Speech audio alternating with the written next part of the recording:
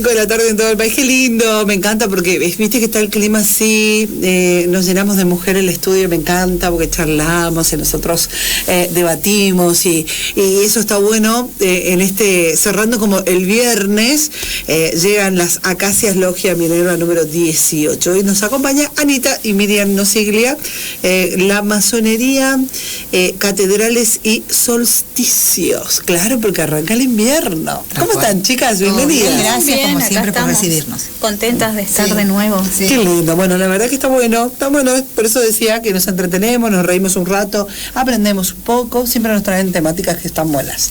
Así es, sí, esa es la idea. La idea era traer algo diferente. Estuvimos hablando en el grupo y salió el tema de las catedrales góticas, de cómo es la asociación de los masones a las catedrales, las historias que se cuentan. Hay muchos libros que se han escrito, historias noveladas, o sea, a mí me gusta leer esas historias también. Entonces estuvimos charlando y en la época de la Edad Media, ¿sí?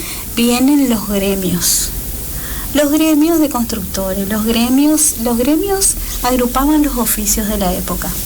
Y no solamente habían carpinteros, constructores, herreros, todos los oficios que existían en esa etapa se agrupan en gremios. ¿Para qué se agrupan en gremios? Para transmitir el conocimiento. Entonces, los constructores tenían sus saberes, los canteros tenían sus saberes, los carpinteros tenían sus saberes, los herreros tenían sus saberes, y todos esos gremios, ¿en qué trabajaban? ¿Qué hacían? Eran llamados cuando querían construir edificios, en este caso, catedrales. ¿Sí? Claro. Entonces nosotros venimos de estas historias donde cada uno tenía el manejo de su herramienta. Que era lo que se construía en aquella época, ¿no? Lo primero era la catedral. Exactamente. Y eso estaba dividido por grupos de trabajo, por momentos de trabajo, por ejemplo, porque vos podías, viste que en esa época siempre vos entrabas a trabajar con alguna persona que era especialista en el área. Entonces, si vos querías aprender a coser, ibas de aprendiz de costurera, por ejemplo, o de hilandera, o de tapicera. Y así también pasaba con los hombres de estos gremios, que a veces la única posibilidad que tenían los padres en esa época de darles a sus hijos un futuro era hacerlos ingresar en estos gremios como aprendices de. Sí, así es como alrededor de los 13, 14 años los jovencitos comienzan a trabajar bajo la tutela de estos especialistas en su campo. Y aprendían la escultura, aprendían la construcción, aprendían el armado, el encofrado, todas estas cuestiones que tienen que ver. Y así es como ellos ingresaban a estos gremios. Te hiciste experta en construcción. Ay, me encantó, porque toda esta parte histórica tiene cosas muy lindas, muy interesantes y tiene que ver con lo que después se va a hablar de lo que es la masonería, porque cómo asociamos el término masón a esto, porque los albañiles en un principio se les llamaba masones, con C, masons, ¿sí? Y también se los llamó freemasons, porque eran trabajadores libres, porque eran contratados, eran llamados. Cuando alguien quería construir una catedral, una iglesia, un castillo, se hacía, eso por lo que estuve leyendo, era por oferta y demanda. Entonces se hacía un llamamiento a estos hombres que vengan a trabajar y ahí se formaban, digamos, cosas muy interesantes. ¿Sabes por qué? Esto fue un dato de color que encontré. Estos constructores, estos trabajadores vivían cerca de las obras que ellos estaban ejecutando en su momento. Y esos lugares donde ellos vivían se les llamaban logias. Así que eso me pareció muy interesante, porque ahí también traemos... ¿Estamos hablando de qué año más o menos? Y estamos hablando del siglo XII, XIII, XIV. Claro, la Edad Media. La Edad Media, con proyección, digamos, porque se va volviendo cada vez más específico y van cambiando los estilos arquitectónicos, porque pasamos del romano, después al gótico y todas estas cuestiones. Pero la verdad que me pareció muy interesante esta historia práctica de la masonería. de a dónde viene, que todo tuvo como una cuestión muy concreta al principio, muy ligada a la acción práctica, ¿sí? Y después se va a volver más de pensamiento, como quien dice, ¿no es cierto? Y bueno, ¿y existían mujeres acá? ¿Qué te parece, Jan? ¿Qué pensás? Me imagino que sí. ¿Y qué podrían hacer? Las mujeres siempre existieron. Sí, pero estamos hablando de gremios de hombres. Y no, en esa época no. Y sí y no. En realidad no estaba bien visto que la mujer ejecute tareas fuera de la casa. Claro. Porque su rol estaba ligado a lo familiar, a la reproducción. ¿De dónde traemos ese mandato de antaño? De los mitos. Ajá, claro, tal cual. Pero resulta ser que estos hombres que trabajaban en las catedrales eran hombres casados, hombres que tenían hijas, que tenían hermanas, etcétera, y de alguna manera también iban conociendo el trabajo, ¿no es cierto? El oficio, pero ellas se destacaron en otras acciones como tejedoras, hilanderas, tapiceras, porque los bordados que adornaban las catedrales, toda la parte de más delicadeza, quizás en la pintura, en un montón de cuestiones que tienen que ver con el trabajo de la tela, etcétera, estaba ligado a las mujeres. O sea que cuando nosotros en algún momento queremos pensar en los orígenes quizás de la mujer, directa o indirectamente a la masonería, también está ligado a estos gremios. Sí, y los gremios servían para pasarse el conocimiento, que era un conocimiento que se lograba a través del ejercicio de cada uno. Entonces, por ejemplo, si alguien encontraba una técnica que permitía que trabajar mejor el mármol para lograr una mejor escultura, esa técnica que descubrió ese maestro, porque el maestro era el que coordinaba todas las actividades, porque todo esto tenía que estar coordinado por una persona que tenía que ser muy sabia, o era como un licenciado, era como una persona que tenía mucho conocimiento sobre el tema y que era el que coordinaba todas las acciones. Entonces esto era lo que se transmitía en estas logias o en estos campamentos o en estos espacios donde la gente se reunía después de llevar a cabo su actividad. Mirá vos. Claro, cuando nosotros hablamos, ¿no es cierto?, de estos constructores, hablamos también de estas grandes obras que hicieron, y que hay todo un simbolismo, ¿no?, detrás de eso. Por eso también, que también de allí toma la masonería todo lo que sea secreto, porque es cierto, alguien que tenía la posibilidad de saber un oficio, no se lo daba a cualquiera, sino que pasaban varios años, venía una persona, un aprendiz, como dijo Anita, a aprender, ¿no es cierto? Entonces tenían ciertas técnicas que de a poquito y con los años lo iban desarrollando.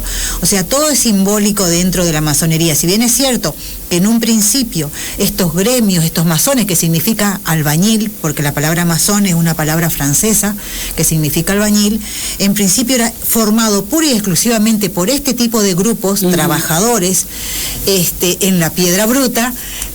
Con el tiempo y aproximadamente a partir del siglo XVIII, ya empezaron a ingresar otro tipo de personas, ya eran médicos, abogados, tenían otro tipo de oficio, y ya la masonería, digamos, ya no era solamente para este tipo de personas constructores. Pero bueno, ¿eso como elitista, más así?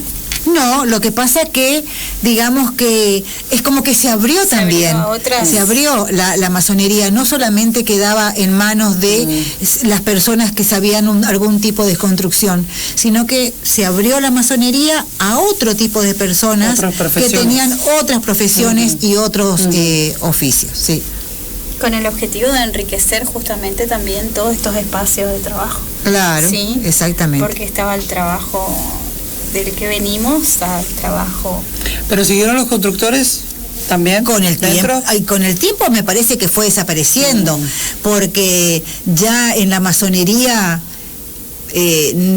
o sea, ahora para hacer una obra se contratan empresas, digamos. Claro. Eso era ese tipo de obras que nosotros vemos principalmente en Europa.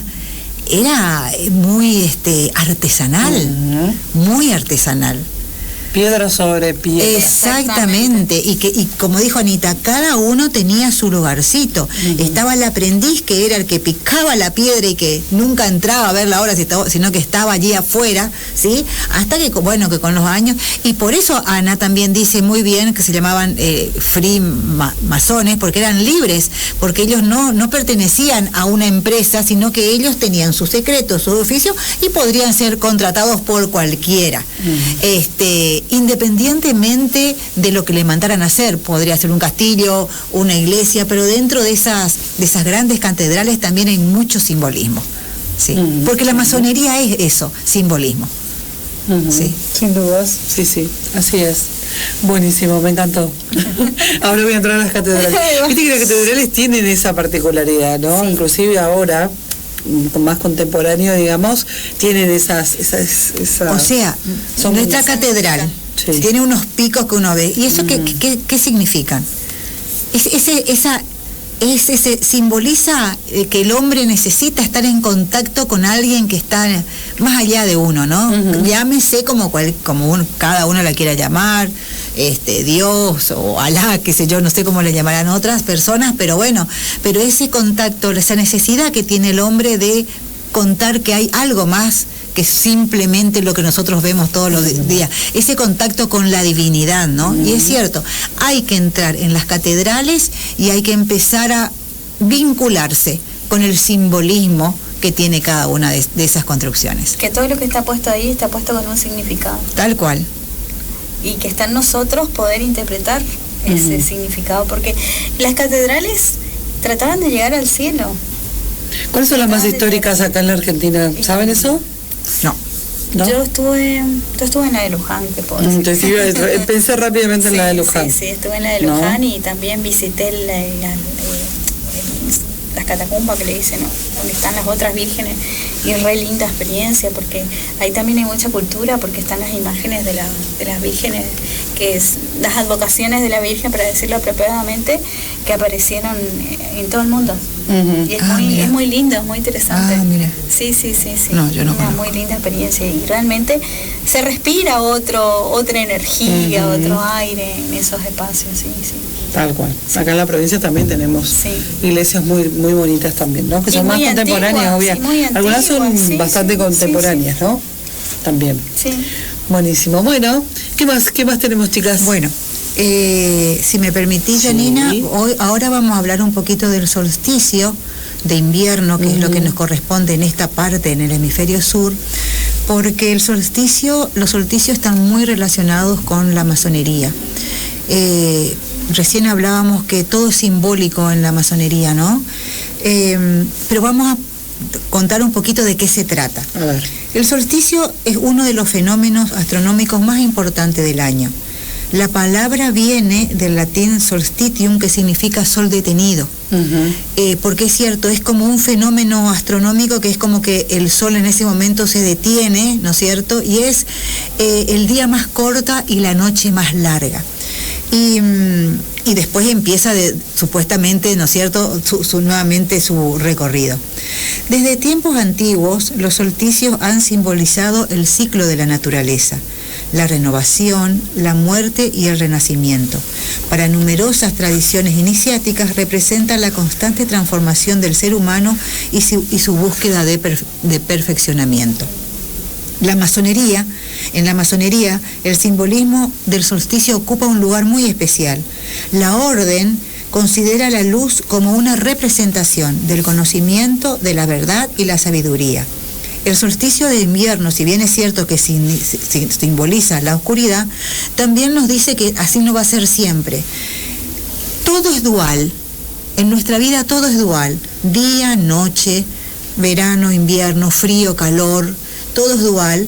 Y el solsticio también nos cuenta eso, que mientras que en el hemisferio sur estamos atravesar el invierno, en el hemisferio norte vamos a empezar a atravesar el verano.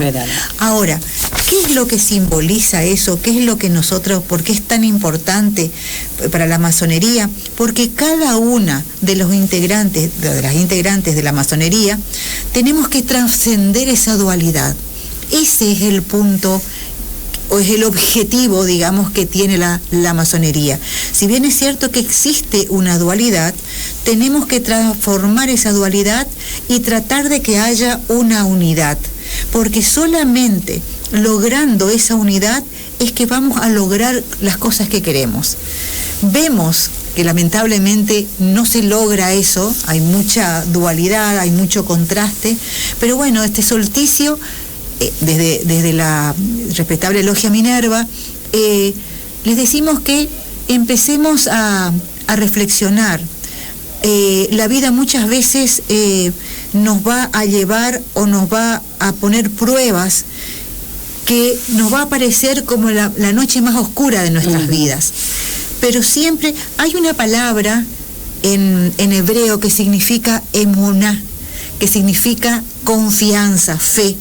Y me parece que está muy bien asociado también, o lo podemos asociar con los solsticios, o con este solsticio especialmente de invierno, porque si bien es cierto que el 21 va a ser la noche más oscura, también es el momento en que el sol de a poquito va a empezar a tener más preponderancia a medida que pasan los días. O sea, sí o sí vamos a tener esa luz que es lo que realmente hace, ¿no?, que cada vez seas mejor.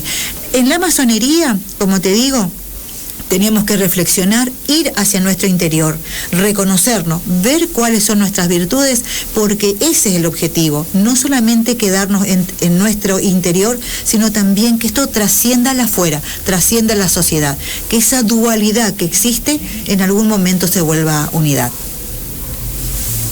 Wow.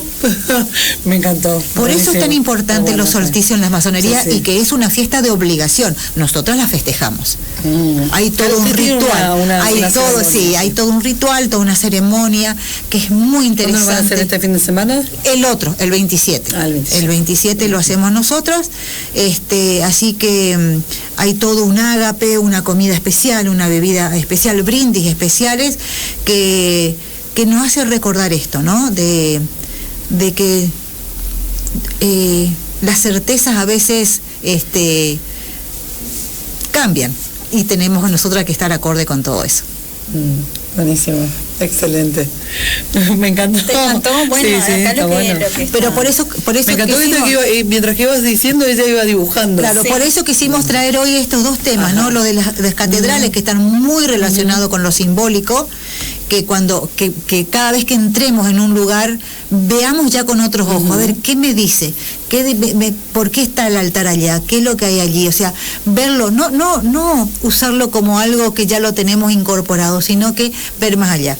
Lo mismo pasa con los solsticios, que no lo descubrió la masonería, sino que esto viene de culturas antiquísimas, ancestrales, como dice Anita. Sí. Era toda una fiesta en la época solsticial. Lo que pasa es que nosotros provenimos de una cultura agrícola, ¿sí? Sí. Entonces, lo que se trabaja es la predecesión de los equinoccios y los solsticios, es cómo circula el sol en el cielo, ¿sí? Astronómicamente, porque son religiones astronómicas en un principio. No astrológica, eso es otra cosa. Pero en un principio está todo muy ligado a la astronomía. ¿Y qué era lo que marcaba los hitos, o lo que marcaba el tiempo en esos tiempos donde no existían los relojes, donde no existían los tiempos? El tema de las plantaciones y ese tipo de cosas. ¿Cuándo plantar? ¿Cuándo cosechar? Era el hombre en contacto directo con la tierra, con la naturaleza, y era súper importante el sol. Y ahí retomamos esto de la vinculación, de la relación del hombre con la naturaleza, que es lo que el hombre hoy no está escuchando. Hoy el hombre no entiende los ciclos. Yo el otro día me gusta mirar el programa del agro, y decía un señor muy viejito que él tenía su campo todavía, y sí, porque él sabía que con esta luna él tenía que plantar esta semilla. Los que tienen campos y chacras lo saben. Y eso es un conocimiento ancestral y está ligado al ciclo de la naturaleza, que es el dibujito que te estoy haciendo. Que entonces nosotros ahora estamos cercanos al solsticio de invierno. Pero antes, nosotros ya tendríamos que haber acumulado los alimentos, hay algo relacionado con el Caray Octubre, por ejemplo, ¿sí? donde vos tenías esa mesa llena, que él pasaba y bendecía tu mesa que estaba llena, o maldecía si estaba vacía. Tiene que ver... Eso fue en octubre. Sí, porque venimos del verano. ¿Entendés? Entonces se suponía que con todas las cosechas, con eso vos anticipabas ya la última cosecha para el equinoccio de otoño, que ya te marcaba que iban a bajar las temperaturas, que ya los animales no iban a parir, que ya las cosechas ya no iban a ser las mismas, y llegas al solsticio de invierno. ¿Qué marca esto? El día más corto, la noche más larga, el temor a lo desconocido, la incertidumbre. Si vos no trabajaste bien durante lo anterior, podés pasar hambre, tu familia la va a pasar mal, van a venir las enfermedades y las calamidades. No tiene que ver con las brujas ni con nada, sino que tiene que ver con una cuestión anticipatoria de conocer el ciclo. Pero también es la esperanza de que todo esto que hoy está dormido en la tierra va a resurgir en el equinoccio de primavera. ¿Entendés? Como nosotros. Como nosotras. Vamos a hacer el blow up.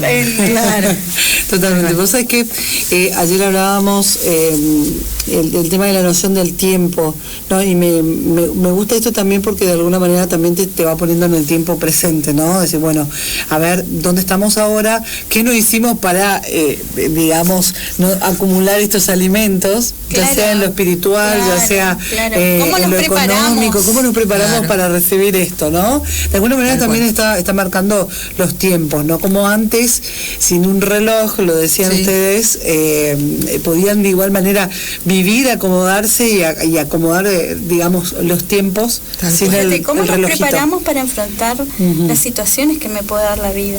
¿Estoy preparado?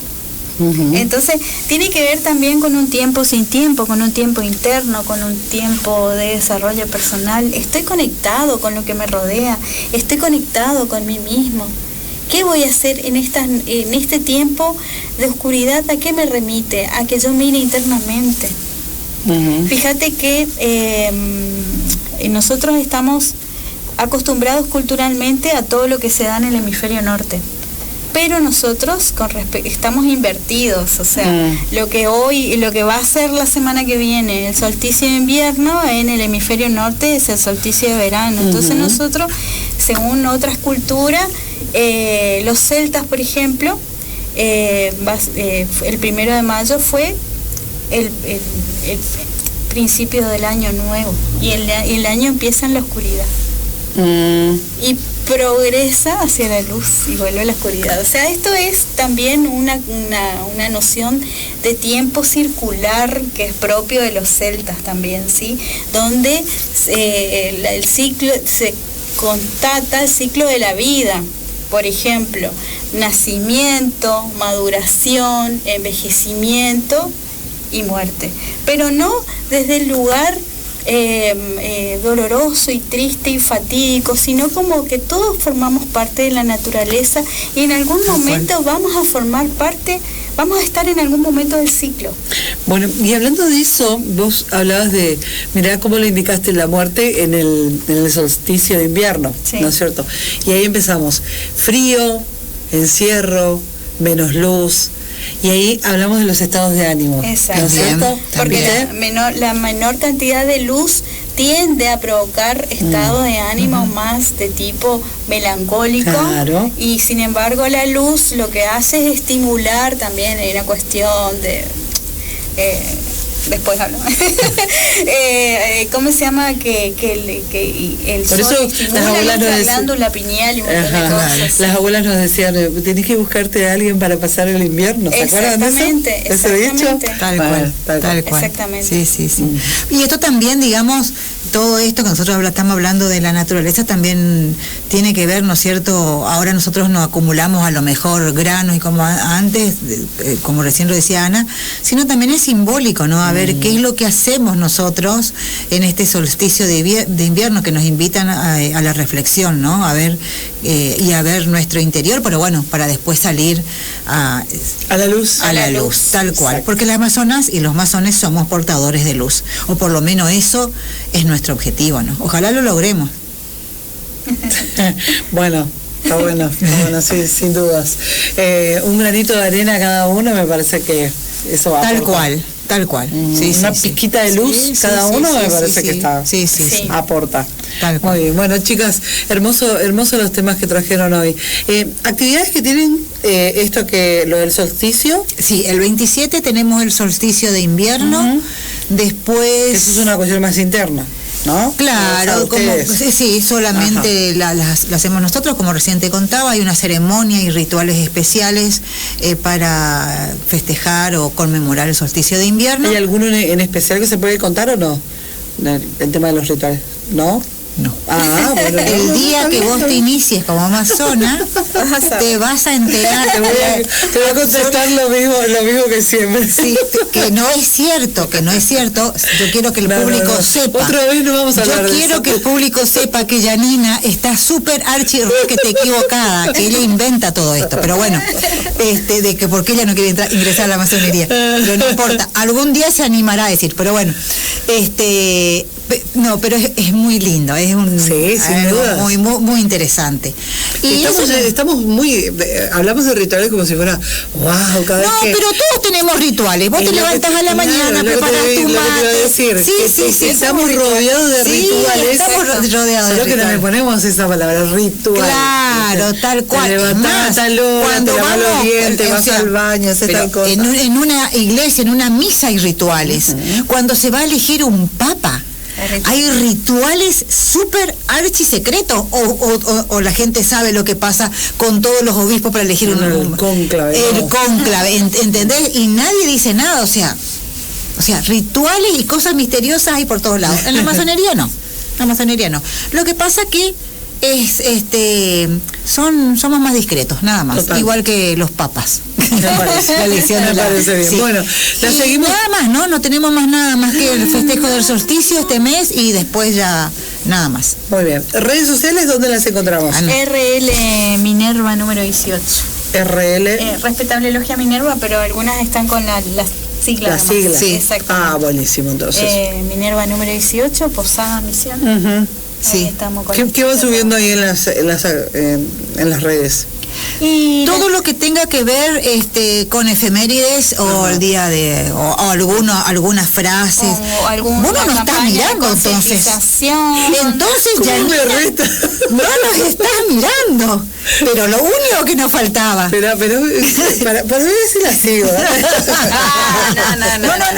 No, este es tu macho. Bueno, síganle a las chicas que suben cosas muy interesantes. Sí, pero mirá, las últimas están muy... ¿Ya empezaste a hacer TikTok, Poli, o no? No, yo no sé hacer TikTok. Hay un grupo de redes que hace, entre ellas Tanita.